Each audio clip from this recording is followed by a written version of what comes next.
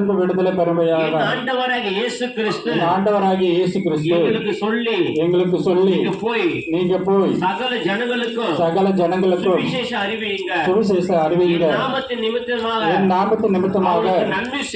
அவங்களுக்கு நன்மை செய்யுங்க அவங்களுக்காக ஜெபம் பண்ணுங்க அவங்களுக்காக நல்லது சொல்லுங்க எங்களை அனுப்பியிருக்கிறார் உங்களுக்கு நாங்க நல்லது சொல்ல வந்திருக்கோங்க இந்த ஞாயிற்றுக்கிழமை மாலையில நாங்க நினைச்ச நல்லா சாப்பிட்டு தூங்கி இருக்கலாம் ஆனா அது இல்லைங்க எங்களோட நோக்கம் உங்களுக்கு நன்மை செய்ய இயேசு கிறிஸ்து ஆயத்தமா இருக்கிறார் எனக்கு அன்பானவர்களே கொஞ்சம் சிந்தித்து பாருங்க